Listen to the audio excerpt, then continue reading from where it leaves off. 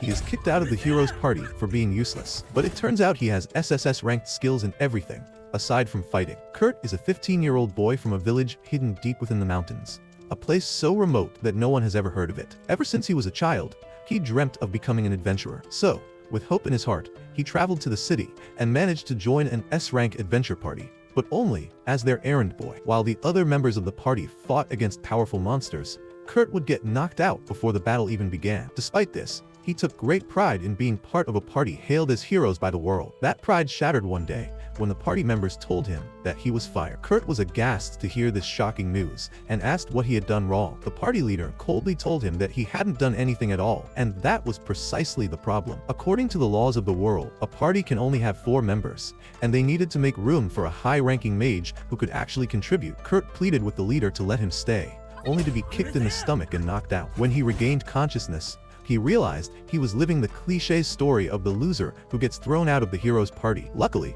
Kurt didn't spend time whining about it. He immediately headed to the next city and visited a temp agency to look for a job. As soon as he entered the building, he was greeted by an overly excited receptionist who jumped into interviewing him for employment. She was surprised to learn that he had just been fired from the party that had recently been promoted to SS rank. Kurt became depressed talking about it, but the receptionist quickly tried to cheer him up, saying it would actually look great on his resume. She then took him for an aptitude test to check for any hidden skills, but all his combat-oriented scores came back as G rank. This disheartened Kurt even more. The receptionist informed him that the specialist who could test his non-combat skills would return next week. Kurt meekly admitted that he was flat broke. Feeling sympathetic, the receptionist decided to give him another chance. She asked him to lift a sandbag lying in the corner. As Kurt picked it up, he felt it sucking in his mana and becoming incredibly heavy. The receptionist quickly told him to drop it. Seeing that he had basic strength and fitness, she suggested he try construction work to earn some money. Grateful, Kurt accepted the offer. At the construction site, a grumpy man glanced at Kurt's resume and then skeptically at his thin, twink-like body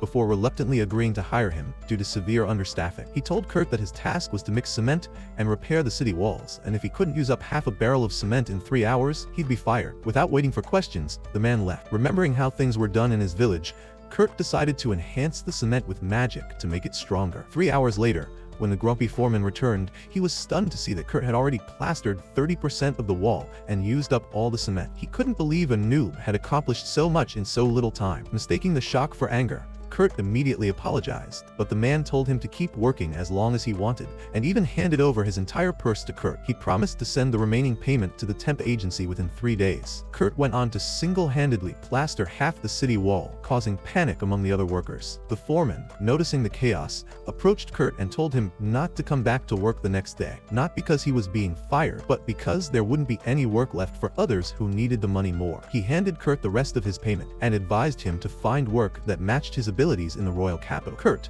however, full of self-doubt, assumed the man was just trying to get rid of him. He returned to the temp agency and sadly informed the receptionist that he'd lost his job. At that moment, a tanned beauty could be heard arguing with another receptionist about a job offer. Kurt's receptionist went over to speak with the girl, named Ulia, who was looking for a miner to explore a mountain, but she would only pay them if they found something valuable. The receptionists told Ulia her offer wasn't reasonable, but Kurt, desperate, asked her to hire him since he had mining experience from his village. The receptionist warned him there was a good chance he wouldn't get paid, and even Ulia commented that she was looking for a strong dwarf, not a twink. However, she admitted she had no money to hire a dwarf, so she agreed to take Kurt along. As they left, the receptionist began fantasizing about hiring Kurt as her submissive boy toy, when suddenly her colleague informed her that the construction boss had sent Kurt's remaining payment. When she saw the check, 200 gold coins, she was flabbergasted and tripped over the sandbags. Her colleague helped her up, telling her the sandbags were special devices used to measure magical capacity and could only be activated by those on the level of royal mages. She tried moving them again, but they didn't react to her at all, making her wonder just how powerful Kurt really was. Meanwhile, Ulia took Kurt to her base on the mountain and informed him that they would be sleeping in the same tent that night. Kurt got flustered, worried he wouldn't be able to control himself around such a cute girl. Ulia lost her cool when she heard him call her cute. He was the first guy to ever say that to her. After teasing him for trying to butter her up, she gave him dinner, a single boiled potato. Yet to Kurt, it was delicious. It had been a long time since someone else had cooked for him. That night, As they slept in the same tent, Kurt felt his sword rising when he saw Ulia sleeping defenselessly. Being a gentleman and a bit of a wuss, he went outside to rub a quick one out and ended up sleeping there. Unbeknownst to him, Ulia had been testing him to see if he was better than a bear. His gentlemanly behavior and cute looks stirred something in her. The next morning, Ulia found Kurt sleeping outside and noticed that he had repaired her coat during the night. As she admired his skills, Kurt woke up and Ulia got down to business. She explained that they needed to earn 10 gold coins by the end of the week, but she had no idea how to find anything valuable in the mountain. Fortunately, Kurt did. Using his knowledge, he quickly located a rock with crystals worth 3 gold coins. Ulia was in disbelief. In just a couple of hours, Kurt gathered a large number of crystals. However, he told Ulia they wouldn't sell for much due to their small size. That's when he decided to turn them into magic crystals. Ulia was shocked, as craftsmen who could do that were incredibly rare. But before she could protest, Kurt had already finished crafting one. She was further stunned when she learned it typically takes an hour to create even a small magic crystal. Kurt was surprised by that. He wondered how masters could use magic for an hour without getting tired. Ulia realized they were not on the same page, but let him continue. After he was done, Ulia decided to head to the city to sell the crystals, while Kurt stayed behind to explore the mountain further. Ulia visited the night station and showed them the crystals. When asked for the documents of origin, she presented a pendant. The knights were shocked. It signified she was working directly for the royal family. They immediately gave her permission to use the teleportation device to travel to the royal capital, unaware that she no longer held that position. Upon arriving in the capital, Ulia visited her friend Mimiko to sell the crystals. Initially, Mimiko claimed they weren't worth much since they weren't glowing, but after a closer look, she offered to buy one for 10 gold coins. Ulia was stunned. Mimiko explained that the crystals contained 10 times more mana than usual, and they didn't glow because they weren't leaking any. When Ulia revealed she had 49 more, Mimiko bought all of them immediately. After sealing the deal, Mimiko asked about the creator of the crystals. Ulia refused to reveal Kurt's identity without his permission. Even when Mimiko, the royal court mage, tried to command her, she stood her ground. In the end, Mimiko asked her to make sure the craftsman didn't leave the country, and to inform him that he could receive a noble rank and the position of a court mage if he agreed to serve the kingdom. Ulia agreed and left the shop in a panic. She returned to the city the next morning and rushed to the temp agency to ask about Kurt. The receptionist tried to protect his identity, but Ulia used her royal pass to access his file. She was stunned to read about everything Kurt had already accomplished. She ordered the receptionist to never share Kurt's information with anyone. Then, she deposited the entire amount from the crystal sales into Kurt's name and headed back to the mountain. To her utter shock, when she arrived, she found that Kurt had built an entire house from scratch within a single day. Even more baffling was the fact that Kurt didn't think it was a big deal, because people in his village used to do such things all the time. Once they entered the cottage, Ulia informed Kurt that he had been offered the post of director of the Royal Magic Technology Research Lab, along with the title of a noble, all because of the magic crystals he had created. Kurt was stunned to hear this. But when Ulia asked him about his decision, he humbly refused the offer. He confessed that he didn't see himself as someone worthy of commanding others, and that he was currently enjoying his life working as a freelancer. Ulia, feeling slightly self-conscious, admitted that she had received a large amount of money after selling the crystals he made, but since she had contributed nothing, she only took 1 gold coin as her commission and deposited the rest in his account. She asked Kurt to work for her again so she could continue selling his magic crystals and earn a proper commission. Kurt, excitedly, told her that he had found another good spot for mining minerals and began preparing his tools. However, Ulia stopped him, concerned that he must be tired. Kurt told her he had a full 6 hours of sleep, which completely confused her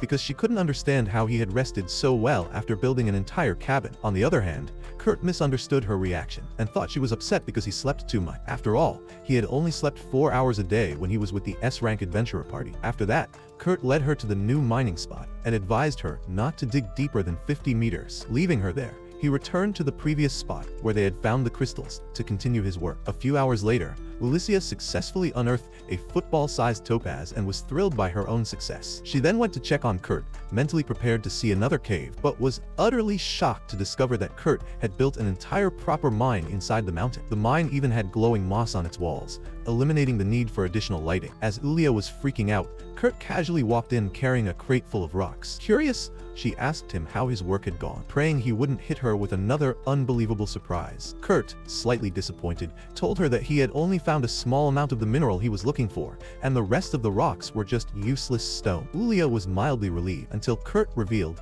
that the useless stones were called myethil. She was dumbfounded. In his village, myethil was so common that they would throw it away, but Ulysia felt her brain short-circuiting because myethil was more expensive than platinum or diamond. Overwhelmed, she collapsed to her knees in disbelief. Gathering her composure, she asked him what the other rare mineral was, and Kurt handed her a sample of orichalcum. Ulia immediately recognized it as the legendary Metal of Gods and asked how on earth he found something so rare. Kurt casually explained that orichalcum could be found anywhere in the world if one dug deeper than 7 kilometers. Ulia couldn't even muster the energy to be surprised anymore, and simply confirmed whether he had actually dug 7 kilometers and returned in the time it took her to mine a single gem. Just then, golden rays of sunlight streamed into the mine from the other side, and she realized that Kurt had actually dug a tunnel clean through the mountain. Even though it was a feat worthy of legends, she accepted it as a normal occurrence with Kurt. Fortunately, the tunnel could now serve as a shortcut between the village and the nearby city, significantly reducing travel time. Ulia decided to charge licensed merchants a maintenance fee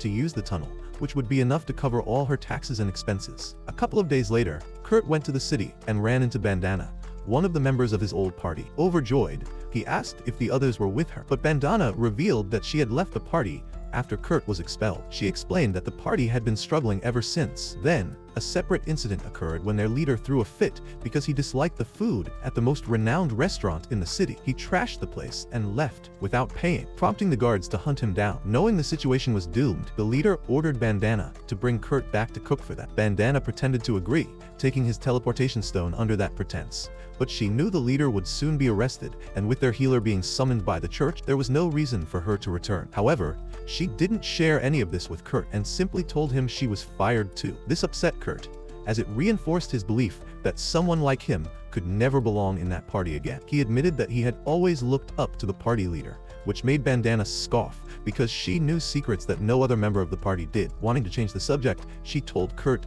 that she was now a freelancer, just like him, and suggested they help each other out. She explained that one of her friends, a renowned 8-Leer Meister, one of the 15 master craftsmen of the kingdom, needed help urgently. She asked Kurt to assist, and he couldn't refuse her. Following the directions on a map she gave him, Kurt arrived at the master craftsman's workshop and was greeted at the door by a cute elf. Initially, he thought she was the 8-Leer Meister herself, but she introduced herself as Michelle, the assistant. She cheerfully led him inside as he explained he was sent by Bandana. However, the moment Kurt stepped in, he regretted his decision. The place reeked worse than any bachelor pad he had ever encountered and was in total disarray. Michelle casually told him she needed his help to clean the place. Kurt realized he had been called in for chores, not to assist with any real crafting. Just then, Michelle was summoned to the workshop, leaving him to the mess. Not one to back down, Kurt pulled out his cleaning supplies, and in just 30 minutes, transformed the filthy kitchen into a spotless haven. Curious, he followed the hallway and knocked on a door. A voice inside told him to enter, and he did, only to find a girl undressing. Mortified, Kurt tried to look away, but the girl didn't mind at all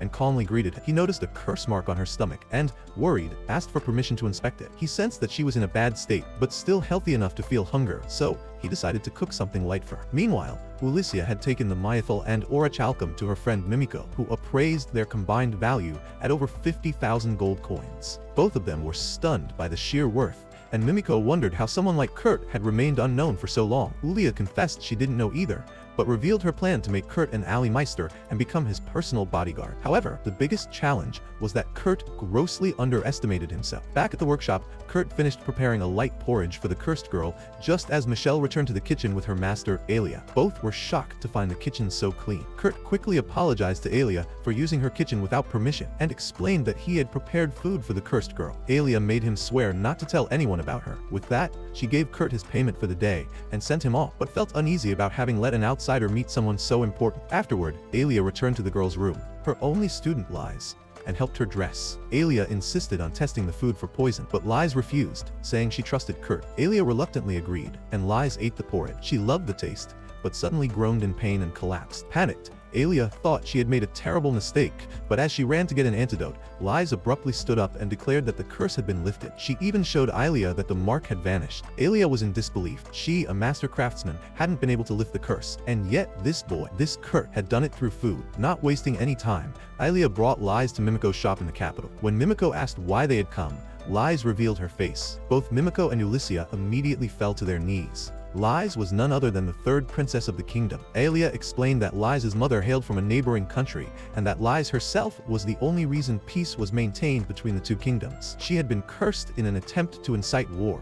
but that curse had been broken today. Alia asked Mimiko to help investigate who had cast the curse, but Mimiko was more intrigued by how the curse had been broken. Lies smiled and told them the name of the man responsible, Kurt. At that, both Mimiko and Ulysia freaked out once again. Somehow, Kurt had managed to insert himself into yet another world-shaking incident. Lies explained that the curse placed on her had been broken after she ate the porridge made by Kurt, which left Ulia stunned. She wondered aloud what other impossible feats Kurt might have accomplished in the mere 6 hours she had spent away from him. Mimiko, suddenly serious, spoke up and explained that whoever had placed the curse on Lies must have had access to a powerful curse user, and also possessed enough political or magical influence to bypass the anti-curse barrier that surrounded the royal palace. She revealed that she had 3 suspects in mind who fit that criteria: the first general of the Royal Expeditionary Forces, Pope Tristan of the Poland Church, and Isidora, the third queen of the kingdom. While both Ulia and Lies agreed that Pope Tristan and Queen Isidora were powerful enough to tamper with the anti-curse barrier,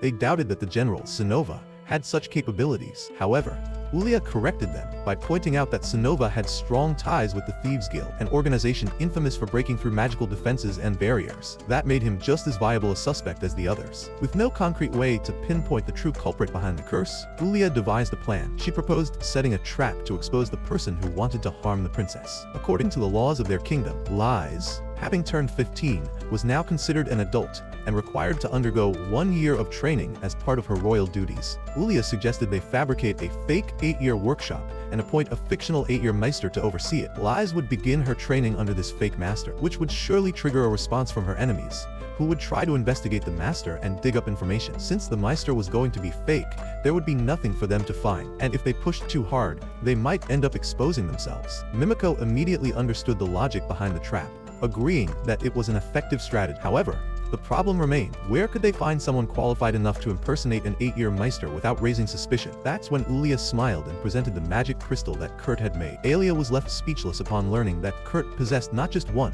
but multiple SSS rank skills. Lies was deeply impressed and even more interested in Kurt. Meanwhile, the next day, Kurt went to Alia's workshop only to find it locked. As he stood there confused, Michelle, the assistant, passed by and explained that after his visit the day before, Ulia had left and there was currently no work for him to do. Disheartened, Kurt's spirits sank, but before he could dwell on it, his rumbling stomach reminded him that he needed food. He headed to an inn to eat and overheard a group of adventurers discussing the cancellation of their mission because their porter had bailed on them. Seeing an opportunity to earn money, Kurt approached the group and offered his services. One of the female adventurers scoffed, mocking him for being too skinny to even carry his own weight, but the knight of the group reprimanded her. Even so, he still expressed concern that Kurt wouldn't be able to keep up, as they were planning to hunt golems that weighed over 200 kilograms. Kurt, cheerful as always, insisted that he could handle such weight easily, and to prove it, decided to lift both the male adventurers.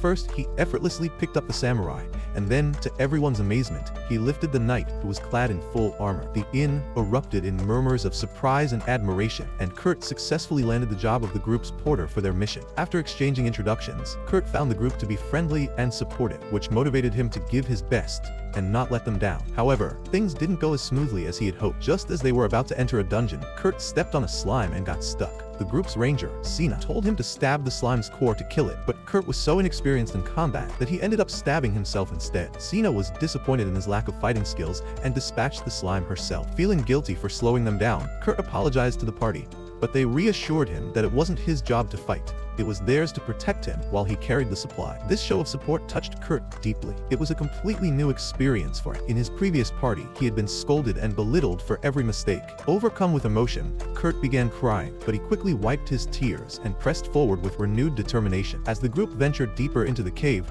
Sina used glowing moss to light up the walls and improve visibility. Kurt noticed some fresh goblin droppings, and the adventurers explained that while they could easily handle a few goblins, they would be in serious trouble if a large group showed up. Despite the danger, they pushed forward. Suddenly, Kurt spotted something strange on the cave wall.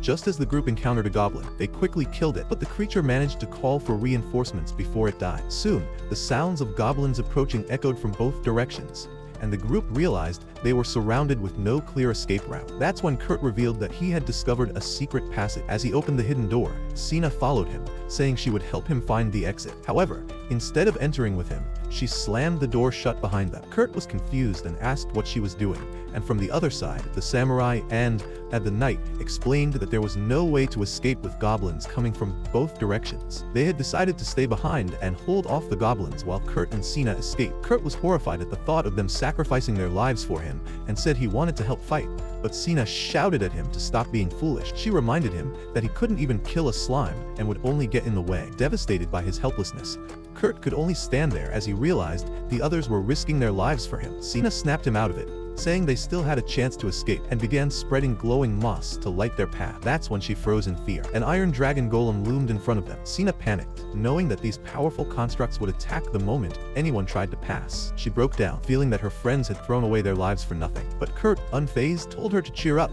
because they were going to escape. Sina thought he was delusional, but then watched in shock as Kurt walked calmly toward the golems. The moment they activated an attack, he dodged their strikes effortlessly. In a blink, he climbed on top of them and, with a single strike of his dagger, shattered the tail of one. The iron dragon golem lashed out in desperation, but Kurt dodged again and destroyed its head with another precise hit. Sina stood frozen in awe and terror as Kurt swiftly dismantled the golems, one after another. When she finally managed to speak, she asked what on earth he had just done. Kurt replied nonchalantly that he used to mine iron golems back in his village. Just then, the door behind them burst open, and Alicia stormed in, frantically calling out for Kurt. Sina immediately began telling her about how Kurt had taken down the iron dragon golems all by himself, using just a dagger. Even Ulia found that hard to believe, but she pushed the disbelief aside and focused on the urgent matter. She assured Kurt that the adventurers he had come with were safe, and then shared important news. She told him that a new 8-year workshop was going to be established soon, and that she would be working there as a bodyguard. She asked Kurt to join the workshop,